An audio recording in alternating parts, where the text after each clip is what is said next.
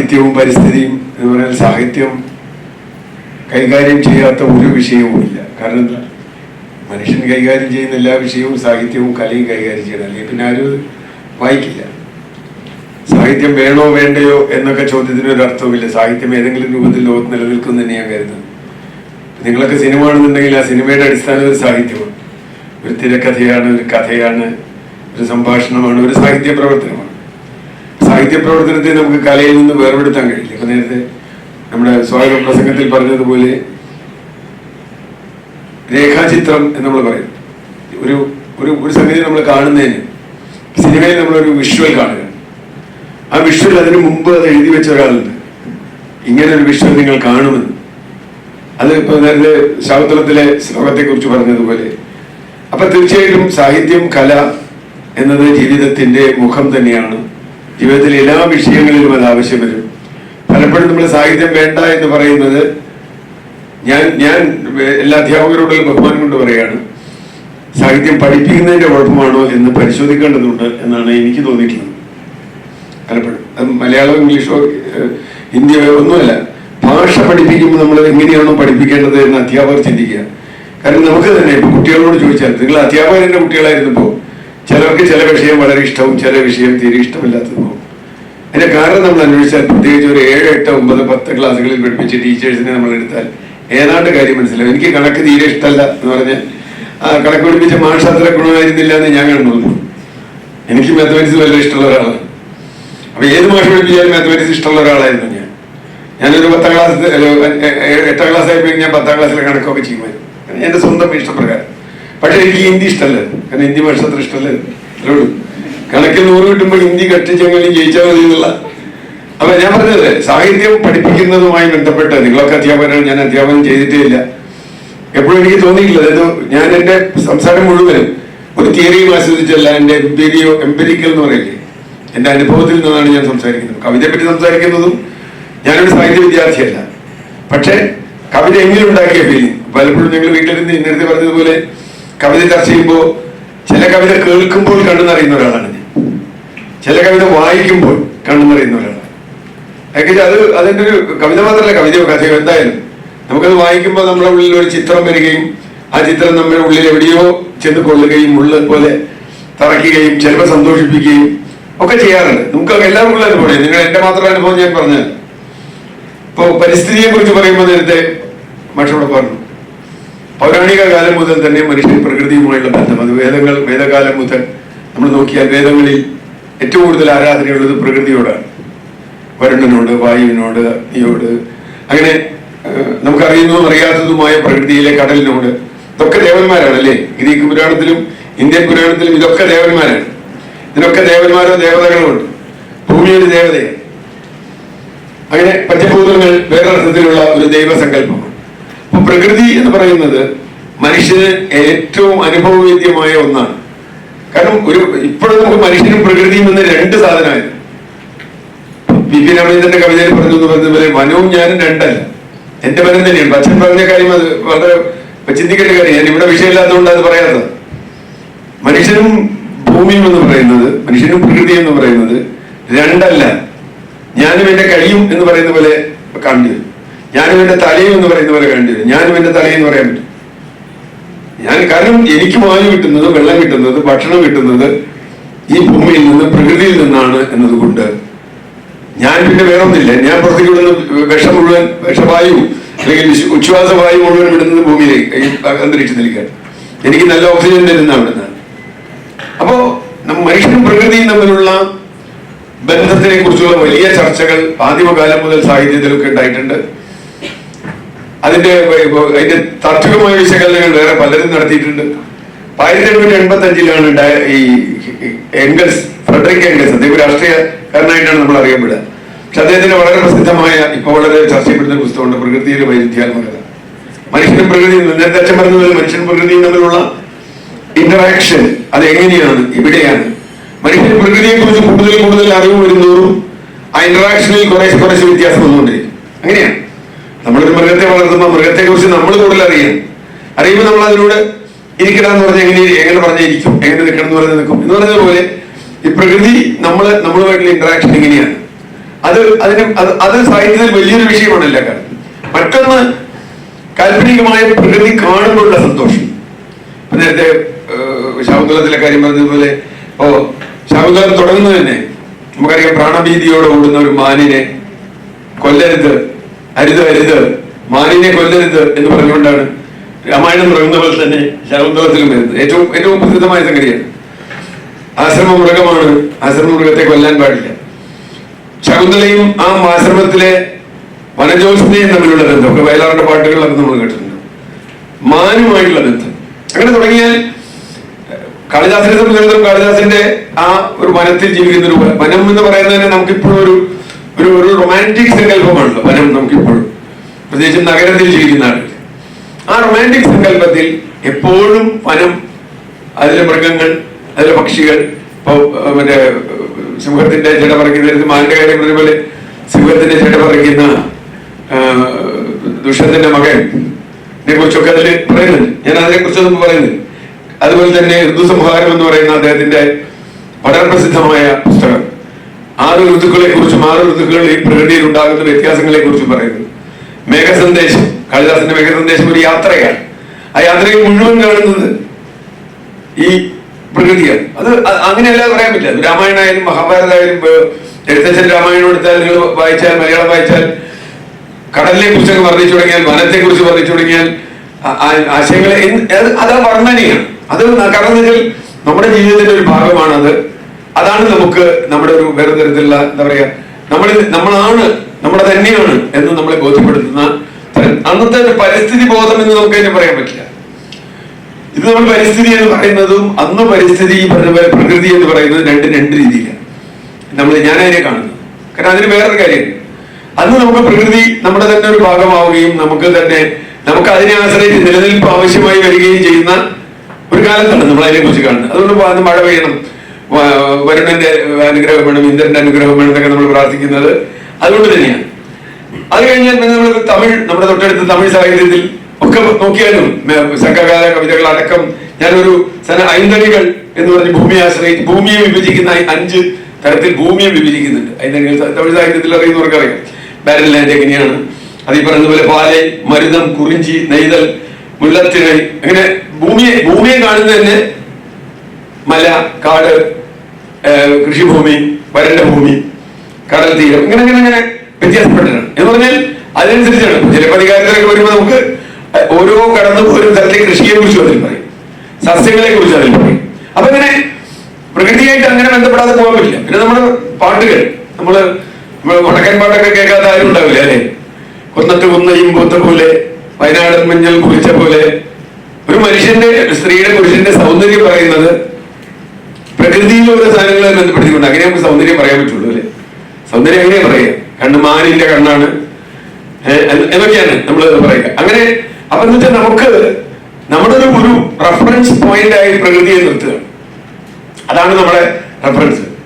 പിന്നെ കടഞ്ഞ കാതൽ ഉള്ള ശരീരമുള്ള പുരുഷൻ എന്നൊക്കെ പറയുന്നത് അത് തന്നെയാണ്. കഴുത്തെങ്ങനെ ഇരിക്കണം, ശംഖ് പോലെ കഴുത്തിരിക്കണം എന്നൊക്കെ പറയുന്നത് പ്രകൃതിയിൽ എങ്ങനെയാണ് പ്രകൃതിയെ നമ്മൾ കാണുന്നത് എന്നുള്ളതുകൊണ്ട്. അതുപോലെ മൃഗരാജകടി, ഉടുരാജമുഖി മൃഗരാജകടി, ഗജരാജ വിരാജിത മന്ദഗതി എന്നൊരു കവിത എഴുതുമ്പോ എങ്ങനെയാണ് നമ്മൾ ചന്ദ്രന്റെ മുഖമുണ്ടാവണം അല്ലെ? ഞാൻ ഇതിലേക്കൊന്നും പോകുന്നില്ല, നമ്മളിപ്പോ അങ്ങനത്തെ ഒരു ക്ലാസ് എടുക്കുന്നതല്ലല്ലോ. അപ്പൊ ഞാൻ പറഞ്ഞു വന്നത് അമ്മ ഈ കൃതികളിൽ ഇപ്പൊ എഴുത്തച്ഛന്റെ ആയാലും ഇപ്പൊ ആട്ടക്കഥ, നമ്മുടെ മലയാളത്തിലെ ഏറ്റവും നല്ല സാഹിത്യങ്ങളിൽ ഒന്നാണ് ആട്ടക്കഥകൾ. അതിൽ പ്രത്യേകിച്ച് ഉണ്ടായ നളയെഴുത്തം എന്ന് പറഞ്ഞാൽ അതിനുള്ള സമാനമായ കവിത തന്നെ മലയാളത്തിൽ അതിനു മുമ്പ് ഒരുപക്ഷെ അതിന് ശേഷവും ഇപ്പോഴും ഇത്രയും ശൃംഗാരവും. അതുപോലെ തന്നെ അത് കഥകളിയിലെ പ്രത്യേകത കണ്ടിട്ടുള്ളത് ഞാൻ നേരത്തെ പറഞ്ഞില്ലേ, നമ്മുടെ രേഖാചിത്രം. ഒരു സന്ദർഭം നമ്മൾ വാക്കുകൊണ്ട് പറയുക, സന്ദർഭം വരകൊണ്ട് കഴിക്കുക, ഒരു സന്ദർഭം മുദ്ര കൊണ്ട് കഴിക്കുക. ഒരു നിബിഡ വനം നിങ്ങൾക്ക് മുദ്ര കൊണ്ട് കാണിക്കാൻ പറ്റും. നിബിഡമായ ഒരു വനത്തിലൂടെ കാണാത്ത അങ്ങനെയുള്ള സംഗതികൾ. അപ്പൊ ഞാൻ പറഞ്ഞ സാഹിത്യത്തിൽ ഈ രൂപത്തിൽ പ്രകൃതിയുമായി ഏതെങ്കിലും തരത്തിൽ അത് കഥകളിക്കായാലും ഒട്ടത്തുള്ളതായാലും ഞാൻ അതിലേക്ക് പോകുന്നില്ല. പാട്ട് സാഹിത്യം പറഞ്ഞാൽ ഒരുപാടുണ്ട്, അതുകൊണ്ട് ഞാൻ നിർത്തുകയാണ്. മലയാളത്തിലെ ഏറ്റവും പ്രമുഖമായി നമുക്കിപ്പോ എഴുത്തച്ഛനൊക്കെ ശേഷം മലയാളം ആദരിക്കുന്നത് കവിത്രയങ്ങളാണ്. പ്രത്യേകിച്ചും ആശാൻ, ഉള്ളൂർ, വള്ളത്തോൾ എല്ലാവരും പഠിച്ചിട്ടുണ്ടാവും. സാഹിത്യം പഠിക്കുന്ന എല്ലാവരും ഏതെങ്കിലും അർത്ഥത്തിൽ പഠിച്ചിരുന്നു, പഠിക്കാതിരിക്കില്ല. അപ്പോ വള്ളത്തോളിന്റെ പ്രകൃതി സ്നേഹത്തെ കുറിച്ച് പറയേണ്ട കാര്യമില്ലേ? എല്ലാവരും കേട്ടിരിക്കാവുന്നത് പച്ചയാം വിരിപ്പിട്ട സഖ്യനിൽ തലവെച്ചും സ്വച്ഛാർത്തി മണൽ തിട്ടാം പാദോപധാനം കൊണ്ടും എന്ന് പറഞ്ഞ് കേരളത്തെ വർണ്ണിക്കുന്നത്. ഞാൻ ആലോചിച്ചു, ഞങ്ങനെ കേരള ക്ലാസ്സിൽ പഠിക്കുമ്പോ കവിത എഴുതാനൊന്നും അറിയില്ല, എന്നാലും കവിത എഴുതണം തോന്നിയത് വള്ളത്തോൾ വായിച്ചപ്പോഴാണ്. കേരളത്തെ പറ്റി ഒരു കവിത എഴുതാം. പിന്നെ ആരത് പറഞ്ഞിട്ടുണ്ട്, കേരളവും പ്രേമവുമാണ് രണ്ട് വിഷയം മലയാളത്തില് കവികൾക്ക്. ചെങ്ങമ്പുഴയുടെ നോക്കുന്ന എടുത്തു കഴിഞ്ഞാൽ ഞാൻ ഓരോന്നായിട്ട് പറയുന്നില്ല, ചെങ്ങമ്പുഴ എത്തുന്നത് വരെയുള്ള ആ ഒരു വള്ളത്തോളിന്റെ ഒരു ബ്രാഞ്ച്, ആ പ്രകൃതി രമണീയമായ സുന്ദരമായ പ്രകൃതിയെ കുറിച്ച്. പക്ഷെ ആശാനിലെത്തുമ്പോൾ ആശാൻ വേറെ അർത്ഥത്തിലാണ് പ്രകൃതിയെ കാണുന്നതെന്ന് എനിക്ക് തോന്നുന്നു. നളിനങ്ങൾ അറുത്തു നീന്തിയും കുളിരയിലും കയമർന്നു മുങ്ങിയും മുകളിൽ കളനാദമർന്നിടും വികരശ്രേണി പറന്നു പാടിയിടും. സീതയിൽ എങ്ങനെയാണ് ആകാശത്ത് നക്ഷത്രങ്ങളും അതുപോലെ ഇങ്ങനെ എന്താ പറയാ പിന്നാമിനുകൾ ഒരുപാട്, ഞാനത് മുഴുവൻ പറയുന്നില്ല. അപ്പോ ആ അർത്ഥത്തിൽ സീതയിലിരിക്കുന്ന സ്ഥലമായാലും വാസവദത്ത കിടക്കുന്ന സ്ഥലമായാലും നളിനി ദിവാകരനെ അന്വേഷിച്ചു പോകുന്ന വനമായാലും ഒക്കെ നമ്മൾ കാണുന്നത് ആശാന്റെ രീതിയിലുള്ള ഒരു പ്രകൃതിയെ കുറിച്ചുള്ള ഒരു സങ്കല്പമാണ് ഒരുപാട്. പിന്നെ അത് മാത്രമല്ല, ആശാന്റെ ഏറ്റവും അണുജീവിയിലും സഹോദര പ്രണയം തൊൽക്കൃപയാൽ തോന്നണം എന്ന് ആശാൻ പ്രഭാത പ്രാർത്ഥനകൾ കേട്ടിട്ടുണ്ട്, പല സ്കൂളുകളിലും ചെല്ലാറുണ്ട്. അണുജീവിയിലും ഓരോ അണുജീവിയിലും എനിക്ക് പ്രണയം തോന്നണം. അപ്പൊ അത് കുമാരനാശന് കിട്ടിയത് ഞാൻ കണക്കാക്കുന്നത് ഗുരുവെന്നാണ്. ഗുരുവിന്റെ അനുകമ്പദേശകവും അല്ലെങ്കിൽ ഇതും ഒരു ഏറ്റവും നല്ല കവിതകളിലൊന്നാണ് ശ്രീനാരായണ ഗുരുവിന്റെ ഇത് എന്താ പറയാ ദൈവദേശവും അനുകമ്പദേശവും. അപ്പോ അങ്ങനെ വന്നാൽ കവിത ഇതൊക്കെ തന്നെ ഈ പ്രകൃതിയിലെ സകലതിനോടും നമുക്ക് തുല്യതയും സമാനതയും പരസ്പരാശ്രിതത്വവും പരസ്പര ബന്ധിതത്വവും, ഇത് രണ്ടും വളരെ ഇമ്പോർട്ടന്റ് ആണ്. പരിസ്ഥിതിയെ കുറിച്ചും പ്രകൃതിയെ കുറിച്ചും പഠിക്കുമ്പോൾ ഏറ്റവും പ്രധാനപ്പെട്ട രണ്ട് വാക്കുകൾ, ഒന്ന് പരസ്പര ആശ്രിതവും ഒന്ന് പരസ്പര ബന്ധിതവുമാണ് എന്നതാണ്. ഒന്നൊന്നിനെ ആശ്രയിച്ചാണ്. അതുകൊണ്ടാണല്ലോ ഗുരുദേവൻ പറയുന്നത് ഒന്നൊന്നിനെ തൊട്ടാണ് എഴുതുന്ന ഗുരുദേവൻ പറയുന്നത്. ഒന്നൊന്നിനെ ആശ്രയിച്ചിട്ട് നിൽക്കുന്നത്, ഒന്നൊന്നായി എണ്ണി തൊട്ട് എന്ന് പറയുന്നതിന്റെ ആ ഒരു സങ്കല്പം അതാണ്. അപ്പൊ ഇത് ഇങ്ങനെ കുറെ പറയാൻ പറ്റും. അത് ഞാൻ സൂചനകൾ ഇങ്ങനെ തരുന്നു, നിങ്ങൾക്ക് കൂടുതൽ വായനയ്ക്ക് താല്പര്യമുണ്ടാകുന്ന തരത്തിൽ പറയാൻ വേണ്ടിയാണ്. അല്ലാണ്ട് ഒരു കവിത വർണ്ണിച്ച് ക്ലാസ് എടുക്കൽ എന്റെ പണിയല്ല. അതുകൊണ്ടാണ് ഞാൻ സൂചനകൾ മാത്രം തന്നത്. ഒന്നൊന്നിനോട് എങ്ങനെ ആശ്രയിച്ചിരിക്കുന്നു എന്ന് കണ്ടെത്തുന്നതാണ് യഥാർത്ഥത്തിൽ പാരിസ്ഥിതിക അവബോധം എന്ന് പറയുന്നത്. ഒന്നും വ്യത്യസ്തമല്ല, ഒന്നൊന്നിൽ നിന്നും വ്യത്യാസമായി നിൽക്കുന്നതല്ല എന്ന് കാണുന്ന പ്രകൃതിയുടെ ആ ഒരു ബന്ധം. പുതിയ കാലത്ത് ഏറ്റവും പുതിയ കാലം എന്ന് പറഞ്ഞാൽ അതിനുശേഷമുള്ള ആധുനിക എന്ന് നമ്മൾ പറയുന്ന കാലത്തെ കവിതയിലേക്ക് വന്നാൽ, ഞാൻ കവിതയാണ് ആദ്യം പറയുന്നത് എന്നുള്ളതാണ്. കവിതയാണ് കൂടുതൽ നമുക്ക് അതിർത്തി ഫീൽ ചെയ്യാം. കഥയിലേക്ക് പോരാം.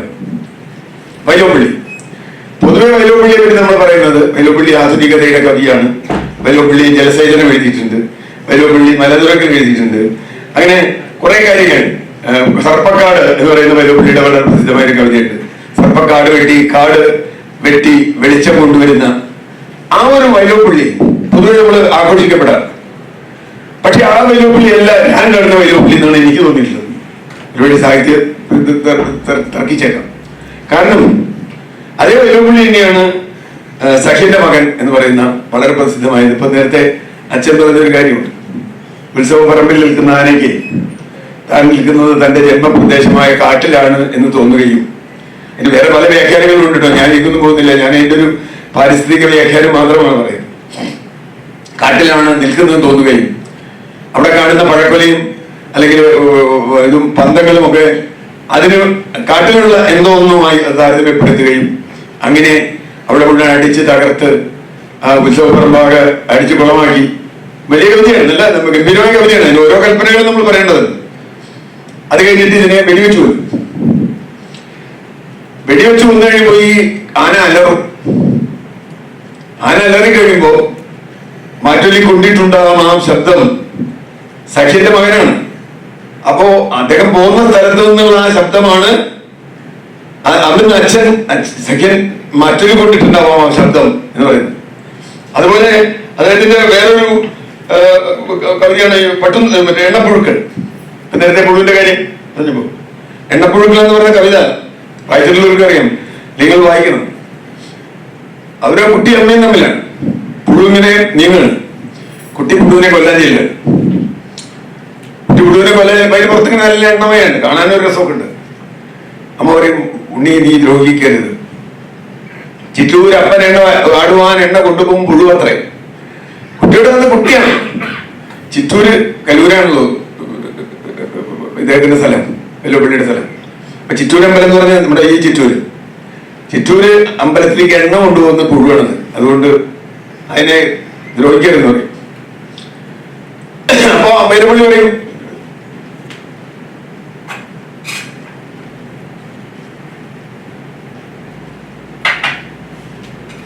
അതിനുശേഷം ഞാൻ പിന്നെ ഒരു പുഴുവിനെയും തൊട്ടിട്ടില്ല, കൊന്നിട്ടില്ല. അതൊക്കെ കഴിഞ്ഞ് വലുതായി ശാസ്ത്രം പഠിച്ചു. അദ്ദേഹം ശാസ്ത്രാധ്യാപകന്.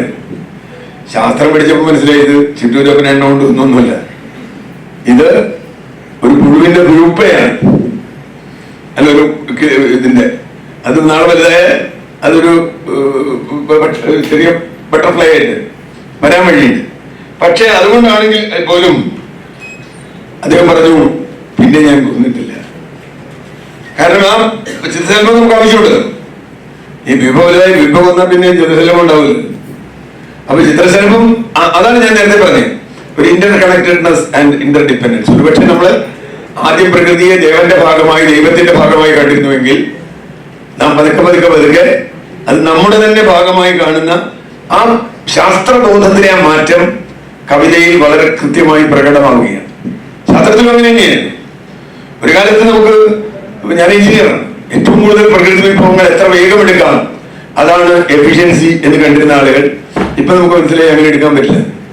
ഒരു പ്രകൃതി വിഭവം അനന്തമല്ല, ഒന്ന് നശിച്ചാൽ വേറൊന്ന് നശിക്കും എന്ന് കണ്ടെത്തുന്ന ആ ഇന്റർ കണക്റ്റഡ്നെസ്. മറ്റൊന്ന് എനിക്ക് ഏറ്റവും അതിൽ കരുത്തിൽ ആ ജനറേഷനിൽ പെട്ട ഒരാൾ ഇടശ്ശേരിയുടെ ഭൂതപ്പാട് കേൾക്കാത്ത ആരും ഉണ്ടാവും ഞാൻ വിചാരിക്കില്ല. ഉണ്ണിയും ഭൂതവും തമ്മിലുള്ള ബന്ധം യഥാർത്ഥത്തിൽ മനുഷ്യനും പ്രകൃതിയും തമ്മിലുള്ള ഒരു ബന്ധമായിട്ട് കൂടി അതിനെ വ്യാഖ്യാനിക്കപ്പെടുന്നു.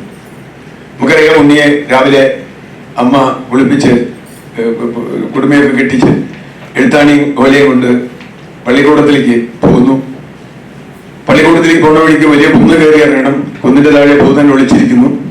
ഭൂതൻ ഉണ്ണിയെ പിടിക്കാൻ നോക്കുന്നു. അപ്പൊ ഭൂതൻ ഉണ്ണി വരില്ല. ഉണ്ണിക്ക് ഭൂതനെ പേടിയൊന്നുമില്ല. അപ്പൊ ഉണ്ണിയോട് ഭൂതൻ പറയണം, എഴുത്താണി ദൂരെ എറിയും. അതിന് വേറൊരു മിത്ത് ഇരുമ്പാണ്. എഴുത്താണി ഇരുമ്പുണ്ടെങ്കിൽ ഭൂതനെ തൊടാൻ പറ്റില്ല. പക്ഷെ അതിന് വേറെ സംഗതിയുണ്ട്. നമ്മൾ ഇടശ്ശേരി പിന്നെ വായിച്ചു വരുമ്പോഴുണ്ട്. എന്താ കാര്യം? ആ എഴുത്താണി പുതിയ വിദ്യാഭ്യാസത്തിലേക്കുള്ള കുട്ടിയുടെ പോക്കാണ്. ആ പുതിയ വിദ്യാഭ്യാസത്തിലുള്ള കുട്ടിയുടെ പോക്ക് പ്രകൃതിയിൽ നിന്ന് കുട്ടിയെ കൂടുതൽ അടർത്തിയെടുക്കുന്നു എന്ന് അന്ന് പറയുന്നുണ്ട്. അതുപോലെ തന്നെയാണ് ഒരു അച്ഛൻ പള്ളിക്കൂടത്തിലേക്ക് വീണ്ടും എന്ന് പറയുന്ന കവിത വായിക്കുമ്പോഴാണ് ഇതിന്റെ ബാക്കി നമുക്ക് മനസ്സിലാവുക. കുട്ടി സ്കൂളിലേക്ക് പോകുമ്പോ അച്ഛൻ ആദിയാണ്. എന്താ അച്ഛനാദി? നീ പോയി പഠിച്ചു വരുമ്പോഴേക്കും നിങ്ങൾ അന്യോന്യം മറന്നിരിക്കും. ആരൊക്കെ തമ്മില് പൂഴിമുറ്റത്തതാ പൂക്കൾ തൂകി പൂമ്പാറ്റകൾക്ക് കുടീരമായി കാഞ്ചന വയ്ക്കും നുണച്ചിറക്കി നിന്നെയും കാത്തു പതിവ് പോലെ വന്നിരിക്കുന്നുണ്ട് ഇളം കിളികൾ. ഈ സ്കൂളിൽ പോയി നീയാനി മറന്നിട്ടുണ്ടാവും, ആ കിളിയനി മറന്നിട്ടുണ്ടാവും. അപ്പോ പോയി നാം ഇത്തിരി വ്യാകരണം വായിലാക്കിയിട്ടു വരുന്നു ബന്ധം നാവിൽ നിന്ന് എപ്പോഴോ പോയി കളഞ്ഞു നാനാ ജഗന്മനോരമ്യ ഭാഷ. ഈ ഭൂമിയിലെ എല്ലാ ജീവികൾക്കും മനസ്സിലാവുന്ന ഒരു ഭാഷ നമുക്കില്ലാതാവും. സ്കൂളിൽ പഠിച്ചു കഴിഞ്ഞപ്പോൾ നമുക്ക് കിളികളോട് വർത്താനം പറയാൻ വേണ്ടിയിട്ട്, കിളിക്ക് സംസാരിക്കാറില്ല എന്ന് സയൻസ് പഠിച്ചിട്ട് കിളിക്ക് നമ്മുടെ ഭാഷ മനസ്സിലായി. പക്ഷെ അല്ലെങ്കിൽ നമുക്ക് കിളികളോട് നമുക്ക് സംസാരിക്കാൻ പറ്റും അല്ലേ? കിളികളോട്, ചെടികളോട്. നേരത്തെ ശകുന്തള ശകുന്തള സ്കൂളിൽ പോകത്തുണ്ടായിരുന്നു. വെള്ളം മേഘൊഴിച്ച് ഇടിപോയ തോന്നുന്നത്. അല്ലെങ്കിൽ മാനിന് ഇപ്പൊ ഈ മേടമേനല്ലെങ്കിൽ വേറെ മേടമേനെ കിട്ടും എന്ന് കലമാനിന് തോന്നാതിരിക്കുന്നത് എന്തുകൊണ്ടാവും? ഞാൻ പറഞ്ഞു, നമ്മൾ സ്കൂളിൽ പഠിച്ചു കഴിയുമ്പോൾ നമ്മളൊന്നും ഒരുപാട് ഓപ്ഷൻ തരും. ഇതൊന്നും ആവശ്യമില്ല. അപ്പൊ അതുകൊണ്ട് നമുക്ക് കമ്മ്യൂണിക്കേറ്റ് ചെയ്യാൻ, അതിനു മുമ്പുള്ള നമ്മുടെ കമ്മ്യൂണിക്കേഷനിൽ നിന്ന് നമ്മുടെ വിദ്യാഭ്യാസം നമ്മുടെ കമ്മ്യൂണിക്കേഷൻ ശേഷി കൂട്ടുമെന്നാണ് നമ്മൾ പറയുക. പക്ഷെ ഒരർത്ഥത്തിൽ നമ്മുടെ കമ്മ്യൂണിക്കേഷൻ ശേഷി കുറയ്ക്കുന്നുമുണ്ട് അല്ലെ? അതാണ് എടശ്ശേരി പറയുന്ന ഒരു കാര്യം. ഞാൻ എന്റെ അഭിപ്രായമല്ല, എടശ്ശേരി പറയുന്ന ഒരു കാര്യം. അതാണ് ഓലയെഴുത്താണികളെ കാട്ടിൽ വരാൻ പറയുന്നത് ഭൂതൻ. ഓലയെഴുത്താണി കളഞ്ഞില്ലെങ്കിൽ നിനക്ക് എന്നെ കാണാൻ പറ്റില്ല. ഭൂതനില്ല. ഭൂതൻ ഒരു മിത്താണ് എന്ന് തീരുമാനിച്ചാൽ പിന്നെ ഭൂതനെ നമ്മൾ കാണില്ലല്ലോ. നമ്മൾ യുക്തിപൂർവ്വം ഭൂതനെ കാണാൻ പറ്റില്ല, യുക്തിയില്ലാത്തവർക്ക് ഭൂതനെ കാണാൻ പറ്റില്ല. അപ്പൊ അതുപോലെ ഏറ്റവും പ്രസിദ്ധമായ അദ്ദേഹത്തിന്റെ കവിതയാണ് കുറ്റിപ്പുറം പാലം എടശ്ശേരി. അതും എല്ലാവരും കേട്ടില്ലെങ്കിൽ വായിക്കേണ്ട കവിതയാണ്. 23 ലക്ഷം രൂപ മുടക്കി അന്നത്തെ 23 കിട്ടും. ഇന്ന് നമ്മൾ കാണുന്ന കുറ്റിപ്പുറത്തെ പാലം ഭാരതപ്പുഴയ്ക്ക് അപ്പുറത്തും ഇപ്പുറത്തും നെല്ലാനദിക്ക് അപ്പുറത്തും ഇപ്പുറത്തും അഴിയുന്നു. മനുഷ്യന്റെ വലിയ നേട്ടമായി അതിനെ നമ്മൾ കാണുന്നുണ്ട്. മർത്യ വിജയത്തിന്മേൽ അതിൽ ഞാൻ കഴിഞ്ഞ ഊന്നി നിൽക്കെ പോലും എന്റെ മനസ്സിൽ ഗ്രാമചിത്രം മങ്ങുന്നത് പോലെ തോന്നുന്നു എന്ന് മാത്രമല്ല, അപ്പോ കഴിയും നരനൂർ കരച്ചിലുമായി കഴിയും നരനൊരു യന്ത്രമായാൽ അമ്പ പേരാറെ നീ മാറിപ്പോമോ ആകുലമായ ഒരു അഴുക്കുചാലായി.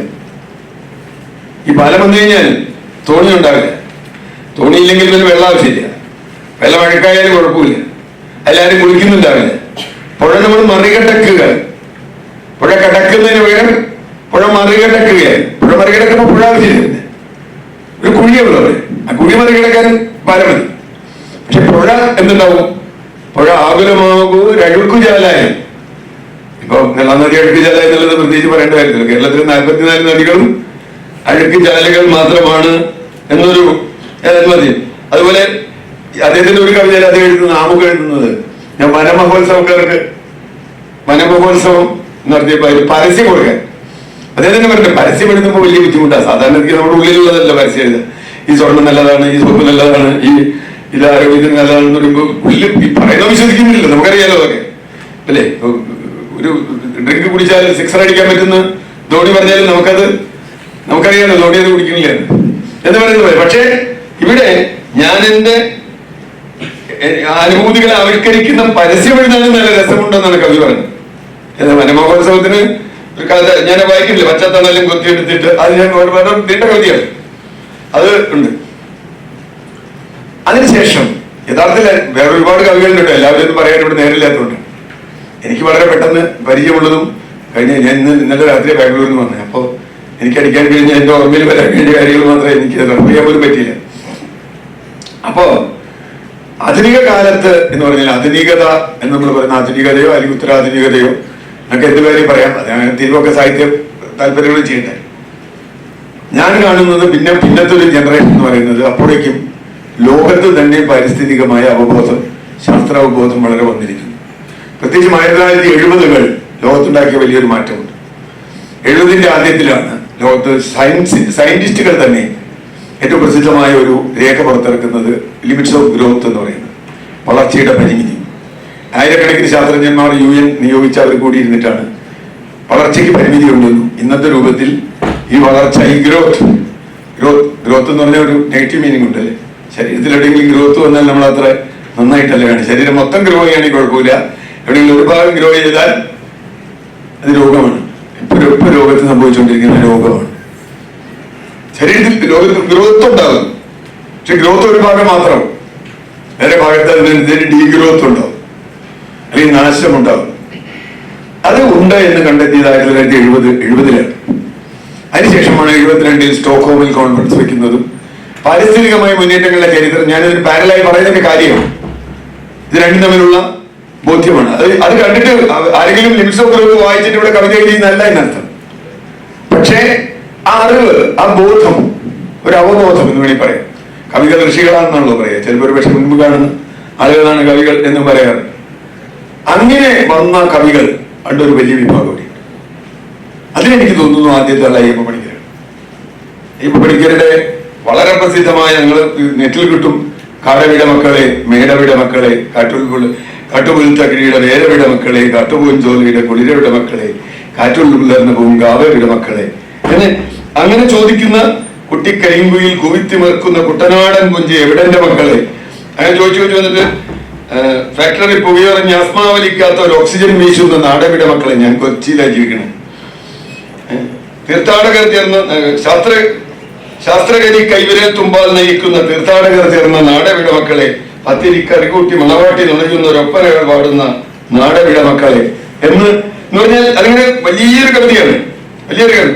യന്ത്രം കറക്കുന്ന, തന്ത്രം ചമയ്ക്കുന്ന, മന്ത്രം ജപിക്കുന്ന മന്ത്രിമാരുള്ളാത്ത കുടിലും കുലങ്ങളും, ചുടുചാമ്പലാക്കാത്ത കുടിലിന്റെ പൂക്കളുടെ മാനം കെടുത്താത്ത കുലടയുടെ വേദാന്ത പടുമൊഴി വാക്കുകളോതാത്ത, തളരും മനുഷ്യന്റെ തലവെട്ടി വിൽക്കാത്ത, കുതറും മനുഷ്യന്റെ കുടൽമാനം കീറാത്ത കുടിലതകൾ. അങ്ങനെ ഈ കടവിടെ മക്കളെ ചോദിച്ചിട്ട് അദ്ദേഹം അത് വളരെ കൃത്യമാണ്. അതിൽ എനിക്ക് മനസ്സിലായ കാര്യം, മനുഷ്യൻ ആദ്യം പ്രകൃതിയോട്, പിന്നെ മനുഷ്യനോട്, പരസ്പരം അവസാനം തന്നോട് തന്നെ ഹിംസാത്മകമായ രൂപത്തിൽ നിൽക്കുന്ന ഒരു ഹാസ്യം എന്ന് പറയാൻ പറ്റുമോ, പരിഹാസം എന്ന് പറയാൻ പറ്റുമോ, അതോ വലിയ ക്രിട്ടിക് എന്ന് പറയാൻ പറ്റുമോ, ഒരുപക്ഷെ വലിയൊരു സ്റ്റാൻഡ് കവിതയായിട്ട് ഞാൻ അയ്യപ്പണിക്കരെ കാണുന്നു ആ ഒരു ഘട്ടത്തിൽ, പരിസ്ഥിതികമായ അവബോധത്തിൽ. പിന്നെ നമുക്കൊക്കെ അറിയാം, കേരളത്തിലെ പരിസ്ഥിതി കവി എന്ന് ചോദിച്ചാൽ ആദ്യത്തെ പേര് നമ്മൾ പറയാ ടീച്ചറുടെ പേരാണ്, അല്ലെ? സുഗതകുമാരി ടീച്ചറുടെ പേരാണ്. ടീച്ചറുടെ പേര് പറയാതെ നിങ്ങൾക്ക് പരിസ്ഥിതിയെ കുറിച്ച് സംസാരിക്കാൻ പറ്റില്ല.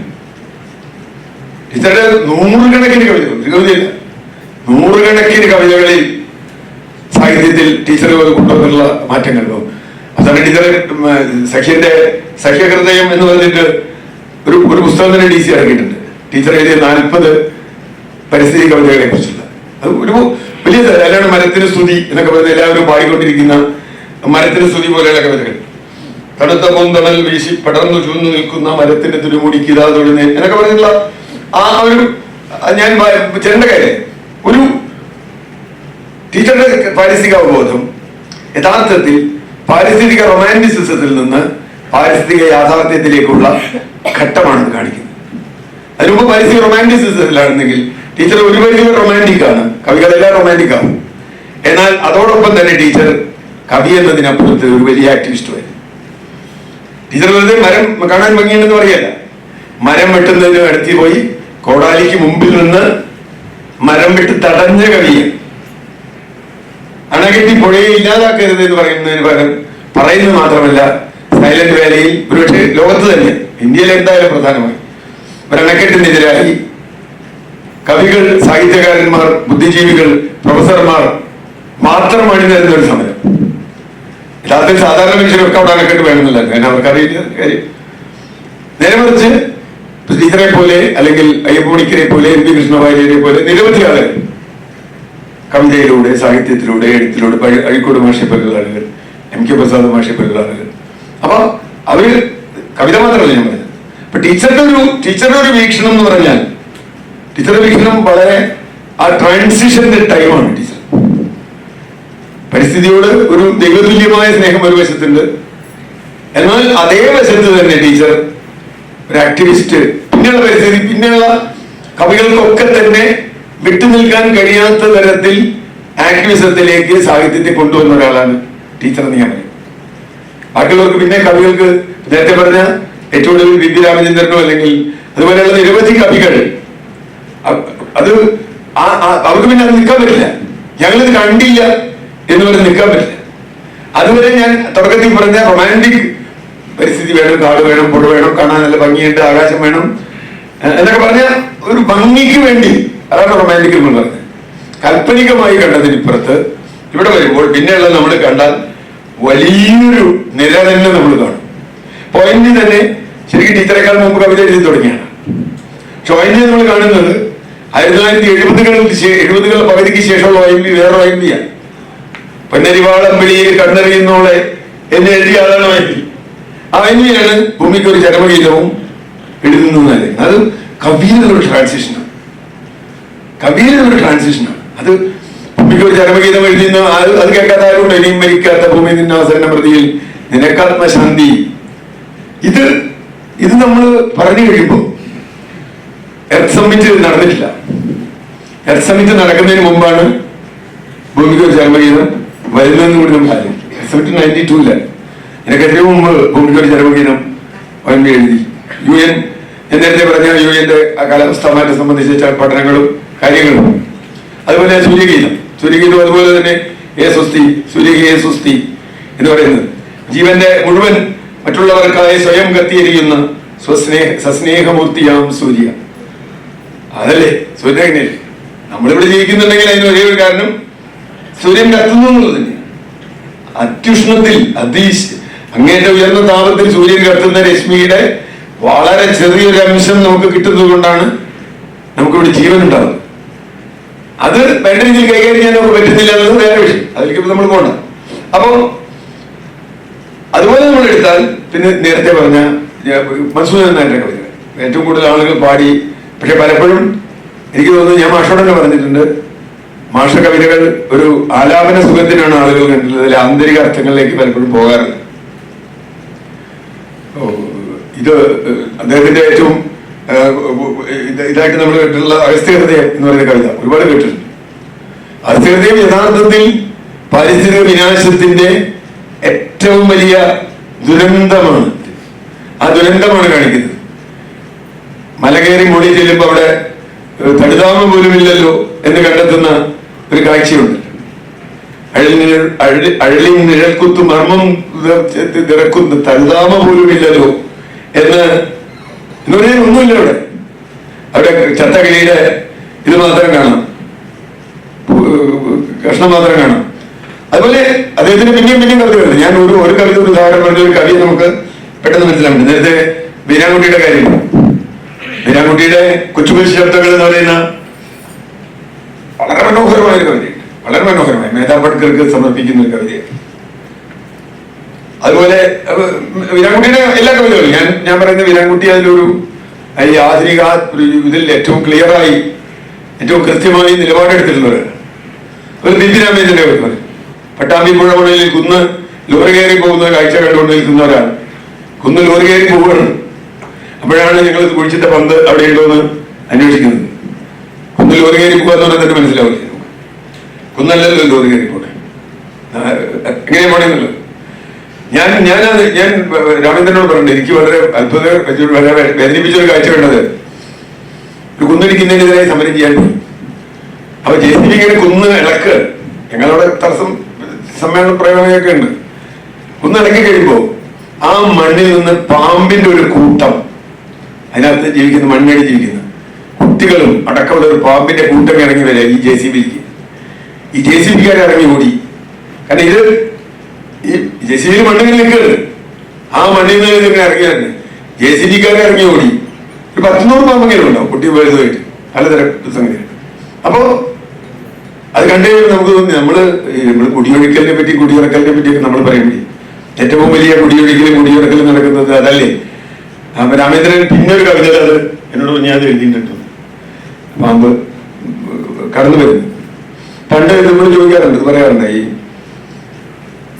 ഞാൻ മലയാള സാഹിത്യത്തെ കുറിച്ച് മാത്രം പറഞ്ഞു, എനിക്ക് മറ്റു സാഹിത്യങ്ങളെ കുറിച്ച് അത്ര അറിവില്ലാത്തതുകൊണ്ടാണ് കേട്ടോ.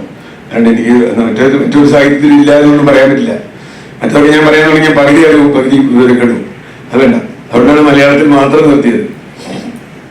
ഈ സിയാറ്റിൽ മൂവ്മെന്റ് എല്ലാവരും കിട്ടും. സിയാറ്റിൽ മൂവ്മെന്റ് അമേരിക്കൻ പ്രസിഡന്റിന് എഴുതിയ ഒരു മറുപടി 1853 അന്നാണ്.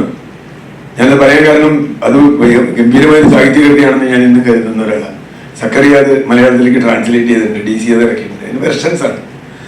അതുവരെയാണ് അമേരിക്കൻ പ്രസിഡന്റുമാരൊക്കെ അവിടെയുള്ള ആളുകളെ റെഡ് ഇന്ത്യൻസിനെ കൊന്നൊടുക്കി അധികാരം കീഴടക്കിയ പലതരത്തിൽ ആയുധങ്ങൾ ഉപയോഗിക്കും. വസൂരി ഉപയോഗിച്ചിട്ടുണ്ട്. വസൂരി ആയുധമായി ഉപയോഗിച്ച സ്ഥലമാണിത്.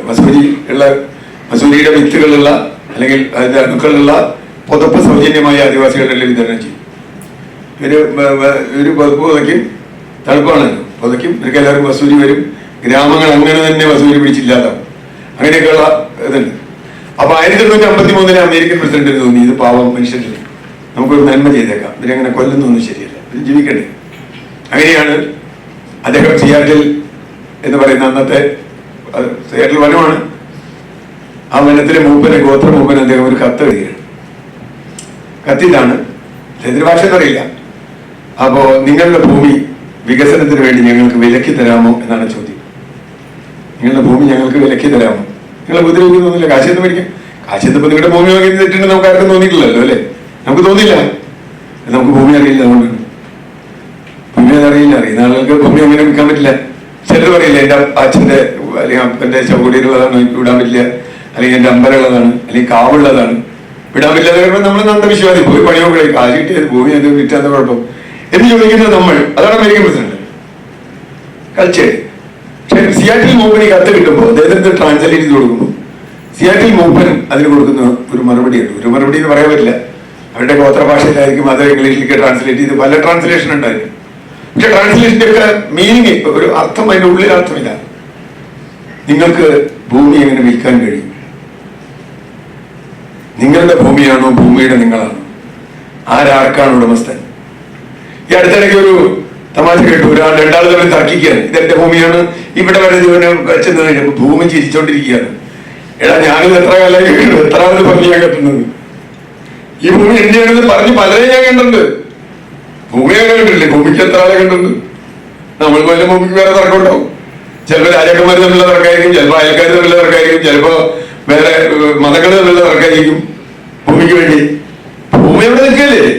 ഇപ്പൊ ബാബരി മസ്ജിദായാലും രാമജന്മഭൂമിയായാലും അതിനു മുമ്പ് ഭൂമി എവിടെ ഉണ്ടല്ലോ, അല്ലേ? അപ്പൊ ഭൂമിക്ക് ഒരു അവകാശമില്ലേ? നമുക്ക് അതിലേക്ക് വരാം. അപ്പോ സിയാറ്റിൽ മൂപ്പൻ എഴുതുന്ന ചോദ്യം, അതിൽ മനോഹരമായ കവിത എന്താന്ന് വെച്ചാൽ, സാഹിത്യം എന്താന്ന് വെച്ചാൽ, അത് മലയാള സാഹിത്യത്തിൽ ഒരുപാട് വേറെ അർത്ഥത്തിൽ വന്നിട്ടുണ്ട്. സക്കറിയുടെ ഇത് ഞാൻ പറഞ്ഞു, ട്രാൻസ്ലേഷൻ.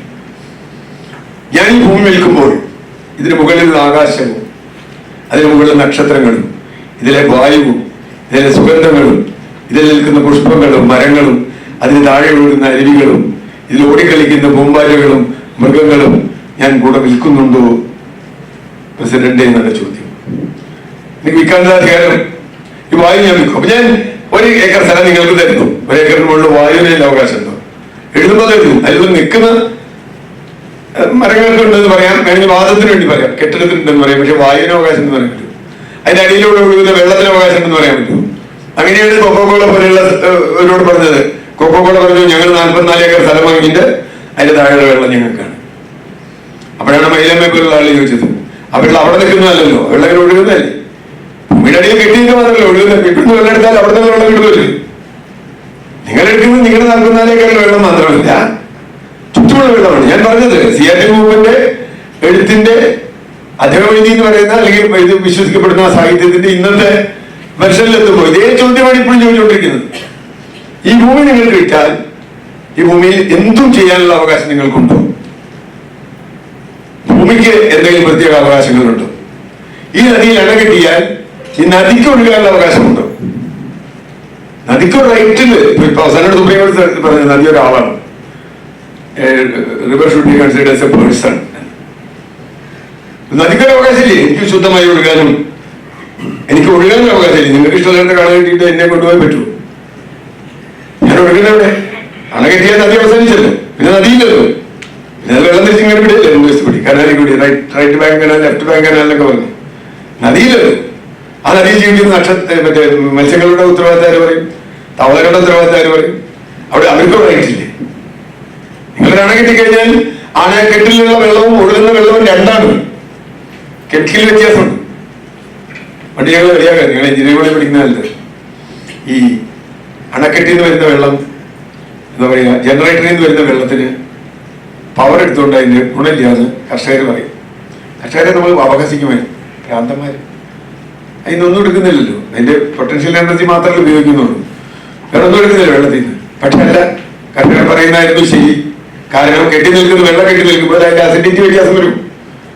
അതിൽ വന്ന് ജൈവ സാധനങ്ങളൊന്നും അടിയും അണക്കെട്ടില്. വെള്ളത്തിന്റെ അസിഡിറ്റി വ്യത്യാസമുണ്ട്. അസിഡിറ്റി വ്യത്യാസം വന്നാൽ കൃഷിക്ക് വലിയ വ്യത്യാസമുണ്ട്. പിന്നെ സയൻസ് നമുക്ക് മനസ്സിലായപ്പോഴാണ്. നമ്മൾ സയൻസ് പഠിക്കുമ്പോൾ നേരത്തെ വൈദ്യുതിയുടെ കാര്യം പറഞ്ഞ മാതിരി നമുക്ക് മനസ്സിലായപ്പോഴാണ്. അതുപോലെ പി രാമേന്ദ്രന്റെ വനിതാ തമ്മിൽ ഞാൻ കവിത വിട്ടത്, കവിത കുറെ. മലയാളത്തിലെ ഗദ്യ സാഹിത്യം, പ്രത്യേകിച്ച് കഥാനോവൽ. നേരത്തെ ഗദ്യ സാഹിത്യത്തിലേക്ക് വന്നാൽ ഒരുപക്ഷെ ഗദ്യ സാഹിത്യത്തിന്റെ തന്നെ ഏറ്റവും സി വി രാമപിള്ളയുടെ നോവൽ. സി വി രാമപിള്ളയുടെ മാർത്താണ്ഡവർമ്മ തുടങ്ങുന്ന ഒരു 8 പാരഗ്രാഫ് വായിച്ചാൽ തന്നെ നമുക്ക് ഏതാണ്ട് ജില്ലി ശങ്കാല ഒരു കുറ്റിക്കാട് നമ്മുടെ മുമ്പിൽ ഇങ്ങനെ വരച്ചു വരും. ഒരു കുറ്റിക്കാടിൽ ഒരാൾ ബോധം കെട്ട് കിടക്കുന്ന രംഗമാണ്, ഇങ്ങനെ വരച്ചു വരും. അതുപോലെ പിന്നെ ഓരോന്നും ഓരോ അധ്യായം രാമരാജപുരം എത്തുമ്പോഴേക്കും ഒരു പ്രളയം ഇങ്ങനെയാണ് ആവുന്നത്. ഞാനെപ്പോഴും പറയട്ടെ, 32, 33, 38 അധ്യായമുണ്ട്. നിങ്ങൾ രാമരാജപുരം ആരെങ്കിലും വായിക്കുന്നുണ്ടെങ്കിൽ, എപ്പോഴെങ്കിലും വായിക്കുന്നെങ്കിൽ വായിക്കേണ്ട ഒരു അധ്യായം. എന്താ വെച്ചാൽ, ഈ ടിപ്പു പടയോട്ടത്തിന് പെരിയാറിനപ്പുറത്ത് നിൽക്കുന്നു. കാലടി ഒക്കെ പെരിയാറിന്റെ അവിടെ പറവൂർ വരെ ഇങ്ങനെ കോട്ട കെട്ടി നിൽക്കുന്നു. ആ സമയത്ത് തിരുവിതാംകൂറിന് ടിപ്പുവിനെ തോൽപ്പിക്കാനുള്ള ശേഷിയില്ല, ഇംഗ്ലീഷുകാർ സഹായിക്കുന്നില്ല. അപ്പൊ എന്താണ് ചെയ്യേണ്ടതെന്ന് അറിയാതെ വലിയ തർക്കം രാജസദസ്സിൽ നടക്കണം. രാജാവ് അവിടുത്തെ ദിവാനെ ചീത്ത പറയും, ദിവാൻ കേശവരുടെ. ദിവാന്റെ ഏറ്റവും വിശ്വസ്തനാണ് കുഞ്ചക്കുട്ടി പിള്ള പടത്തലവൻ എന്ന് പറയും. കുഞ്ഞുകുട്ടിപ്പിള്ള പറയുന്നത്. ഞാൻ കഥ പറയാനല്ല. ഇദ്ദേഹം അവസാനം കൊടുത്ത് പോവാണ്. രാജാവ് പറയും നിന്റെ ദിവാൻ കൊള്ളില്ല, നിന്റെ ദിവാൻ കൊള്ളതെ തോന്നണമെന്ന് ചീത്ത പറഞ്ഞിട്ട് വിഷമിച്ചിട്ട് ഇയാൾ പോവാണ്. ഇയാളൊരു യാത്രയുണ്ട്. ആ യാത്ര വായിച്ചിരിക്കേണ്ടത്. ഞാനിപ്പത് എല്ലാവരും മുല്ലപ്പെരിയാർ വിഷയം പറഞ്ഞപ്പോഴേ ഞാൻ ശരിക്കും എനിക്ക് ഓർമ്മ വന്ന സാധനം മുല്ലപ്പെരിയാർ താല്പര്യമുള്ളവർക്ക് വായിക്കാം. ആ യാത്ര അതേ ഒരു ലോകത്തുണ്ടും ഒരു ഭാണ്ഡക്കെട്ടുമായിട്ട് വനത്തിനുള്ളിലൂടെ പോവുകയാണ്. അതിൽ മയ ശേഷിയുള്ള ഒരാളാണ് കുഞ്ഞുകുട്ടിപ്പിള്ള. മയ സംഗതികളൊക്കെ അറിവുള്ള ഒരാളാണ്. അയാൾ പോയിട്ട് ചെയ്യുന്നത് ഈ പെരിയാറിന്റെ അങ്ങേയറ്റത്ത് ഒരു വലിയ പാറക്കെട്ടിൽ വെള്ളം തടഞ്ഞു നിർത്തിയിട്ടുണ്ട്. ഈ പാറക്കെട്ട് താഴെ നിന്ന് എടുക്കാൻ പറ്റുള്ളൂ. ഈ പാറക്കെട്ട് ഇയാളുടെ യോഗശക്തി കൊണ്ട് മറച്ചിടുകയും അങ്ങനെ പെരിയാറിൽ വെള്ളപ്പൊക്കം ഉണ്ടാവുകയും വെള്ളപ്പൊക്കത്തിൽ ടിപ്പു തിരിച്ചു പോവുകയും ചെയ്തു. ഈ ആദ്യത്തെ ഭാഗം നമുക്ക് ചരിത്രത്തിലില്ല, പക്ഷെ രണ്ടാമത്തെ ഭാഗം ചരിത്രത്തിലുണ്ട്. വെള്ളപ്പൊക്കം വന്നിട്ടാണ് ടിപ്പു തിരിച്ചു പോകുന്നതെന്നുള്ളത് ചരിത്രമാണ്. പെരിയാറിൽ അതിതീവ്രമായ വെള്ളപ്പൊക്കം വന്നപ്പോൾ ടിപ്പുവിന്റെ സൈന്യത്തിന് പിടിച്ചേക്കാൻ കഴിഞ്ഞു. അപ്പോഴും ശ്രീരംഗപട്ടണത്തെ പ്രശ്നങ്ങൾ ഉണ്ടായി. ടിപ്പു തിരിച്ചു പോകുന്നു, തിരുവിതാംകൂർ രക്ഷപ്പെടുന്നു. അതിന് സി വി രാമപിള്ള വളരെ രസമായിട്ട് കാണിച്ചിട്ടുള്ള ഒരു രംഗമാണ്. ഇദ്ദേഹം അവിടെ പോയിട്ട് ഇത് ലോകത്തെല്ലോണ്ട് മറച്ച് അദ്ദേഹം വഹിക്കാതൊന്നുമില്ല. അതൊരു യുദ്ധിയാകാണ്. ഇത് വന്നു വീഴുന്ന അദ്ദേഹത്തിന് മേൽ തന്നെയാണ്. ആളുവെനിക്കാണ്, പക്ഷെ ഒരു രാജ്യത്തിന് വേണ്ടിയുള്ള ഒരു ജീവത്യാഗമാണ്. അങ്ങനെ ജീവൻ രക്ഷിച്ചു വന്നു. ഞാൻ പറഞ്ഞു വന്നത് അവിടെ നിന്ന് നമ്മൾ തുടങ്ങിയാൽ തകഴിയുടെ കയർ വായിച്ചു തീർക്കുക എന്നുള്ളത് ബുദ്ധിമുട്ടാണ്. വലിയ പുസ്തകമാണ്. പക്ഷെ തകഴിയുടെ കയർ മുഴുവൻ വായിച്ചു തീർക്കേണ്ടത്. ഞാൻ ആദ്യം ഉപേക്ഷിച്ച പുസ്തകം. സത്യം പറയാം, ഞാൻ സാഹിത്യാസ്വാദകനൊന്നുമല്ല. പക്ഷെ രണ്ടാമത് എന്റെ ഭാര്യ എന്നോട് പറഞ്ഞാൽ മുഴുവൻ വായിക്കുന്നു. ഭാര്യമാര് പറഞ്ഞു അങ്ങനെ കഥകളെ കളയാൻ പറ്റും. എന്നേക്കാൾ സാഹിത്യം തന്നെ വിവരമുള്ള ആളുകളാണ്. പക്ഷെ തകഴിയുടെ കയർ നമ്മൾ വായിച്ചു കഴിയുമ്പോൾ ഒരു കേരളത്തിലെ കുട്ടനാടിന്റെ സാമൂഹ്യ അവസ്ഥയ്ക്ക് ഒപ്പം തന്നെ ഒരുപക്ഷെ അതിനേക്കാൾ കൂടുതൽ അതിലെ പാരിസ്ഥിതികമായ മാറ്റങ്ങൾ വളരെ കൃത്യമായി അത് തകഴി ഏറ്റവും ഒടുവിൽ എഴുതുന്ന പുസ്തകങ്ങളൊന്നാണ്. മുമ്പ് വെള്ളപ്പൊക്കത്തിലൊക്കെ എഴുതിയ തകഴി അതൊക്കെ വെള്ളപ്പൊക്കത്തെ ഒരു നിർമ്മമമായിട്ട് കണ്ട ഒരാളാണ്. പക്ഷെ ഇതിലെത്തുമ്പോൾ കയറിലെത്തുമ്പോൾ കൃത്യമായും എന്താണ് കുട്ടനാട്ടിൽ സംഭവിച്ചുകൊണ്ടിരിക്കുന്നത്. ഇന്ന് കുട്ടനാട് ഇവിടെ കുട്ടനാട് ഉണ്ടോന്നറിയില്ല. കുട്ടനാട് വലിയ ഭീഷണിയിലാണ്. ഒരു 10-20 കൊല്ലത്തിനകത്ത് കുട്ടനാടിന് ഒരു സ്ഥലം ഉണ്ടാവില്ല എന്നാൽ ഞാൻ കണക്കാക്കും. അത്രയ്ക്ക് അപകടകരമായ അവസ്ഥ കുട്ടനാടിനുണ്ട്. ഞാൻ ഉണ്ടാവില്ല. ചിലപ്പോൾ നിങ്ങൾ കുട്ടികളാരെങ്കിലും ഉണ്ടെങ്കിൽ ഒരു ഭ്രാന്തൻ വന്ന് പറഞ്ഞിരുന്നു അത് ശരിയായില്ല എന്ന് പറയും.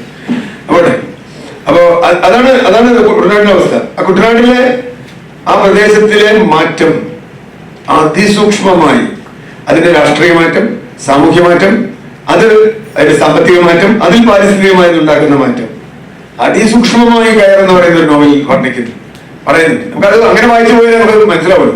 അല്ലെങ്കിൽ രണ്ടുപേരുടെ കഥ എന്നുള്ളതിനപ്പുറത്ത് ഞാൻ നേരത്തെ ഇപ്പോ രാമരാജ ബഹദൂറിലെ കുഞ്ഞുകുട്ടിപ്പിള്ളയുടെ കാര്യം കുഞ്ഞുകുട്ടിപ്പിള്ളയുടെ കഥയല്ലത്.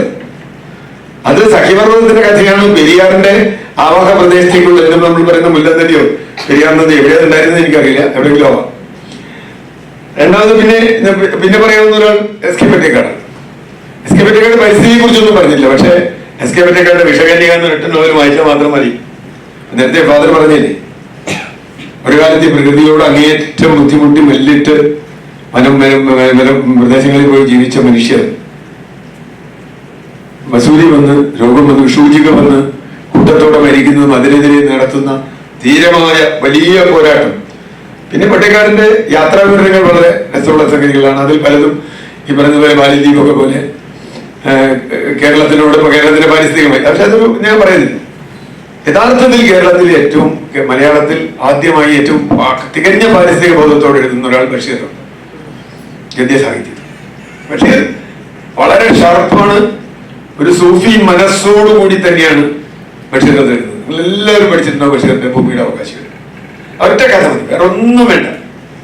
ഒരു കഥയും കേരളത്തിൽ ആവശ്യമില്ല. ഭൂമിയുടെ അവകാശികൾ ഒറ്റ കഥ മതി. 2 ഏക്കർ ഭൂമി കെട്ടില്ലാത്തവർക്കാണ്, വായിച്ചിട്ടില്ലാത്തവർക്ക് മാത്രം. കുറച്ച് ഭൂമിയും ഒരു വീടും. ഇതിലെ കഥാനായകൻ വാങ്ങുന്നു, ഭാര്യ കുട്ടികളൊക്കെ വരുന്നു. വരുമ്പോ വലിയ ശല്യമാണ്. ആലിന്റെ ശല്യം, എലി, തുരപ്പൻ, പാമ്പ്, ഈച്ച, കൊതുക്, വവ്വാല് തുടങ്ങി ഒരുപാട് ജീവികൾ നക്രമിക്കുക. ഇത് ഇവരെ പറഞ്ഞ് മനസ്സിലാക്കാൻ ശ്രമിക്കുന്നുണ്ട്. കാരണം ഈ ആധാരം ഞാൻ കഴിഞ്ഞ ആഴ്ച രജിസ്റ്റർ ഓഫീസിൽ പോയി വാങ്ങിയതാണ്. നിങ്ങൾക്ക് ആർക്കും ഈ ആധാരം വെച്ച് വയ്ക്കും. എനിക്ക് നടപ്പവകാശം എഴുതിയത് എന്നുള്ളത് ആധാരമാണ്. പക്ഷേ നിങ്ങൾ സമ്മതിക്കില്ല. നിങ്ങൾ എന്തിനെങ്കിലും കയറി തന്നെ നിങ്ങൾ ഞാൻ ഓടിക്കും. അതിന് ഉറുമ്പുപൊടി മുതൽ തോക്ക് വരെ അദ്ദേഹം പ്രയോഗിക്കുന്നുണ്ട്. നിങ്ങൾ വായിച്ചില്ലാതെ വായിക്കുന്നുണ്ട്. പപ്പാലിനെ കൊല്ലാൻ തോക്ക് വരെ എടുത്തു. തോക്ക് വരെ എടുത്തിട്ട് പോകുന്നില്ല. ഇതിനൊന്നും കൊല്ലാൻ പറ്റുന്നില്ല. അപ്പോഴാണ് മൂപ്പർക്ക് മനസ്സിലാണ് ഭൂമിയുടെ അവകാശം ഇപ്പൊ നമ്മൾ മാത്രമല്ലല്ലോ. ഞാൻ നേരത്തെ പറഞ്ഞില്ലേ, സിയാറ്റിൽ മൂപ്പൻ മുതൽ വൈക്കം മുഹമ്മദ് ബഷീർ വരെ. എനിക്കൊരു വ്യക്തിപരമായ അനുഭവമുണ്ട്. ഞാനൊരു ബഷീർ മരിക്കുന്നതിന് 3-4 കൊല്ലം മുമ്പ് അദ്ദേഹത്തിന് ഒരു പത്രത്തിന് വേണ്ടി ഇന്റർവ്യൂ ചെയ്യാൻ. അപ്പൊ ഞാൻ സിയാറ്റിൽ മൂപ്പനെയൊക്കെ അങ്ങനെ കേട്ടിട്ടുള്ളൂ. അന്ന് ഇത്രമാതിരി ഇന്റർനെറ്റ് ഒന്നുമില്ല. സംസാരിച്ച് പലരും പറഞ്ഞു കേട്ടിട്ടൊക്കെ ചെയ്തു. അപ്പൊ ഞാൻ ബഷീറിനോട് ചോദിച്ചു, സിയാറ്റിൽ മൂപ്പനെ വായിച്ചിട്ടുണ്ടോ? അത് ഏതൊരു മൂപ്പനുണ്ടോ എന്ന് ചോദിച്ചു. പുള്ളി വായിച്ചില്ല, വായിക്കേണ്ട കാര്യമില്ല. സിയാറ്റിൽ മൂപ്പനെ ബഷീർ വായിക്കണ്ട. സിയാറ്റിൽ മൂപ്പ ചോദിച്ചത് ബഷീർ ഇവിടെ നിന്ന് ചോദിക്കാൻ പറ്റും. മാത്രമേ വായിക്കാൻ ബഷീറിന്റെ സിയാറ്റിൽ മൂപ്പനെ കാണാത്ത മൈലമ്മയ്ക്കും ചോദിക്കാൻ പറ്റും. ബഷീർ ആരാധനയില്ല മൈലമ്മയ്ക്ക് പ്ലാച്ചിമടയിലെ. സിയാറ്റിൽ മൂപ്പൻ ആരാണെന്ന് അത്രയും കൂടി അറിയില്ല. പക്ഷെ മൈലമ്മയ്ക്ക് ചോദിക്കാൻ പറ്റും ഈ ഭൂമിയുടെ അടിയിലുള്ള വെള്ളം, ഇതിന്റെ മേലുള്ള ജീവികൾ, സസ്യങ്ങൾ നിങ്ങൾക്ക് ജന്മിച്ചിട്ടുണ്ടോ, നിങ്ങൾക്ക് അതിൽ അധികാരമുണ്ടോ എന്ന്. അപ്പൊ ബഷീറിന്റെ ഏറ്റവും